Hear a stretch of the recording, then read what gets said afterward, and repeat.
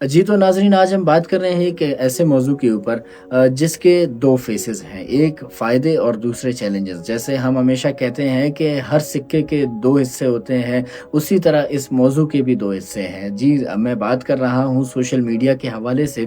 Social media के भी 2 फ़ेसेस हैं। फर्स्ट अगर हम बात करें तो उसके फ़ायदे हैं, सेकंड उसके चैलेंजेस हैं।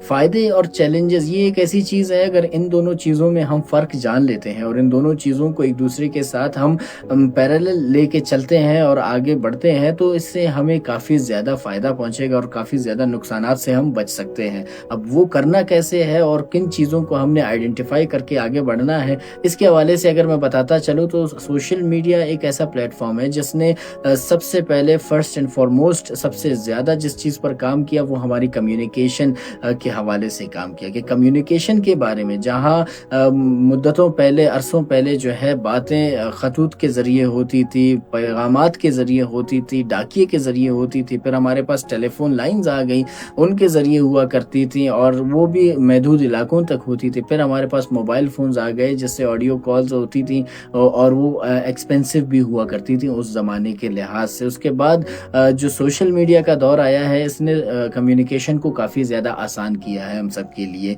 कम्युनिकेशन अगर आप चाहें तो आप अभी अपने घर में बैठ के दुनिया के किसी भी कोने में किसी भी शख्स के साथ किसी भी टाइम जो है आप कम्युनिकेशन कर सकते हैं। रिश्तों को नज़दीक लाने में एक बहुत अहम किरदार अदा करती है ये चीज़। इसके अलावा तालीमी इदारों के हवाले से बात करें या कि कारोबार के हवाले से बात करें, तालीम के मैदान में जो है सोशल मीडिया ने काफ़ी ज़्यादा एक एवोल्यूशन जो लाई है वो ये है कि आपको अब हर चीज़ आपके फिंगर टिप्स पर मिल जाती है। आप सोशल मीडिया पर किसी भी टॉपिक किसी भी तालीमी इदारे के हवाले से किसी भी मौज़ू के हवाले से अगर मालूमात हासिल करना चाहते हैं, नॉलेज एंड इन्फॉर्मेशन कलेक्ट करना चाहते हैं, वो आपको आराम से और आसानी से मिल जाएगा और एक बेहतर कंस्ट्रक्टिव और एक स्ट्रक्चर्ड तरीके से आपको चीज़ें मिल जाती हैं। वहीं पे अगर हम कारोबार के हवाले से बात करते हैं तो कारोबार में भी सोशल मीडिया किसी चीज़ से कम नहीं है। वहीं पे लोग अपनी चीज़ें, अपने प्रोडक्ट्स जो वो सेल कर रहे हैं उनको एडवर्टाइज़ करते हैं, वहीं से लोग एंगेज करते हैं, लोगों की जो है ऑर्डर्स लेकर उन तक चीज़ों को डिलीवर करते हैं। इससे बेचने वाले को भी फ़ायदा, खरीदने वाले को भी फ़ायदा हो जाता है। घर में बैठे-बैठे आपकी शॉपिंग तमाम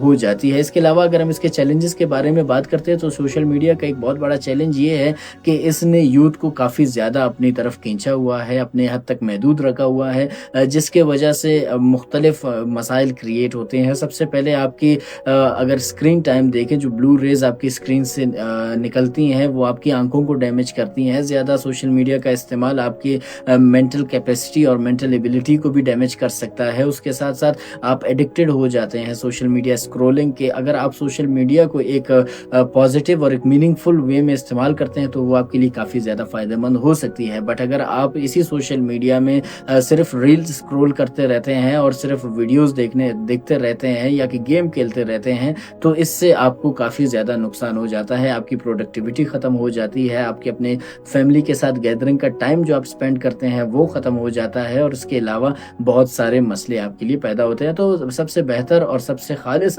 इसका अंदाज़ यही है कि आप इसको अपनी ज़रूरत के मुताबिक, अपने रिक्वायरमेंट के मुताबिक इस्तेमाल करें, अदरवाइज़ अपने बाकी कामों को ज़्यादा तरजीह दें।